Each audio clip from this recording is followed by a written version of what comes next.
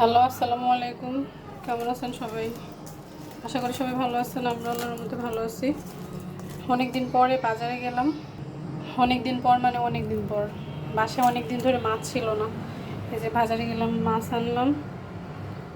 মাছের ডিম হয়েছে।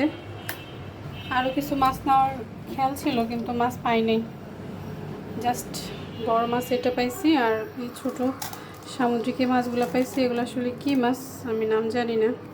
একটু কই মাছ, তারপরে একটু চিংড়ি মাছ আনার ইচ্ছে ছিল, কিন্তু পাই নাই।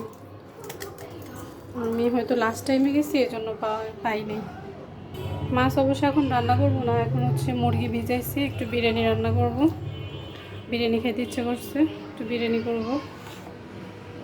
মাছগুলো ভালো করে ধুয়ে তারপরে হচ্ছে প্যাকেট করে রেখে দিব।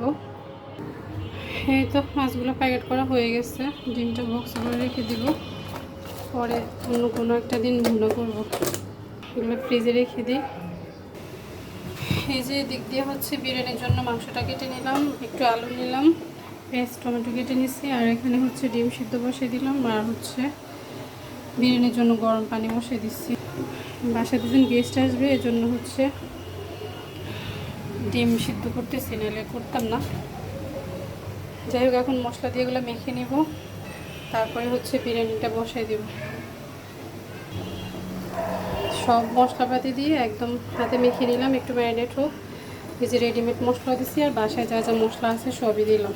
এখন হচ্ছে পেঁয়াজটা একটু বেরেস্তা করে তারপরে হচ্ছে মাংসটা দিব। পেঁয়াজটাকে একটু লাল লাল করে ভেজে তারপরে হচ্ছে আলু দিব। আলুটাকে একটু ভেজে তারপরে মুরগিটা দিব। আর এদিক দিয়ে হচ্ছে চালটাও ধুয়ে নিলাম, কারণ বিরিয়ানির চালটা আগে ধুয়ে নিলে বিরিয়ানির চালটা আর ভাঙে না, ঝরঝরা হয়, দেখতে ভালো লাগে। এই যে পেঁয়াজের সাথে আলুটাও দিয়ে দিচ্ছি। আলুটা একটু ভাজা হচ্ছে, বিরিয়ানির আলুটা একটু ভাজা ভাজা হলে এইটা ভালো লাগে। মাংসটা দিয়ে দিলাম।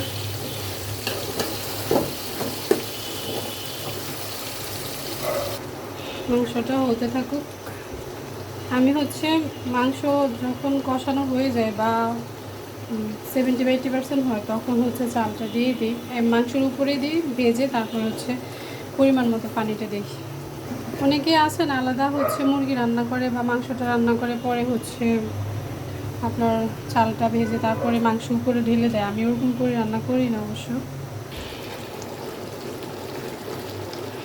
এই তো মুরগিটা প্রায় কষানো হয়ে গেছে, মাশাআল্লাহ কালারটা অনেক সুন্দর আসছে। আর একটু সিদ্ধ হলে তারপর হচ্ছে চাউলটা দিয়ে দেব।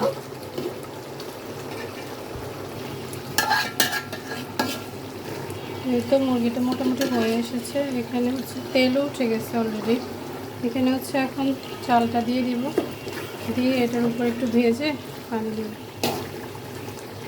কালারটা মাশাআল্লাহ সেই আসছে। চালটা মোটামুটি ভাজা শেষ, নিচে দিয়ে লেগে যাচ্ছে, আমি পানি দিয়ে দেবো। পানি হচ্ছে আমি মেপে দিই।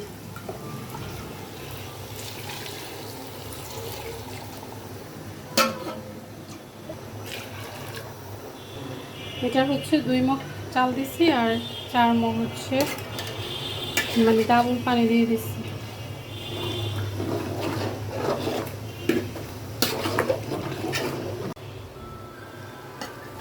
এই তো প্রায় হয়ে গেছে আমার বিরিয়ানি, প্রায় কি সব মানে পুরোপুরি হয়ে গেছে। একটু টান টান হলে চুলা বন্ধ করে দিব।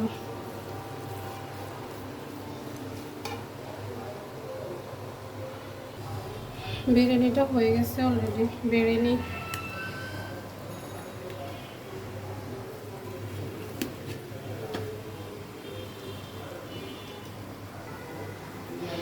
এই তো বেড়ে নিলাম, একটু সালাদ কেটে নিলাম, টেবিল উপরে নিয়ে যাব। ওকে, আল্লাহ হাফেজ। ভিডিওটা আর বড় করবো না। সবাই ভালো থাকবেন, সাবধানে থাকবেন, নিরাপদে থাকবেন, আমাদের জন্য দোয়া করবেন। আর হচ্ছে যারা আমার ফেসবুক পেজ থেকে দেখতেছেন ফলো দিবেন, ফলো কমেন্টস এবং লাইক করবেন। আর যারা হচ্ছে ইউটিউব থেকে দেখতেছেন সাবস্ক্রাইব করে দেবেন প্লিজ। আল্লাহ হাফেজ, সবাই ভালো থাকবেন। আসসালামু আলাইকুম।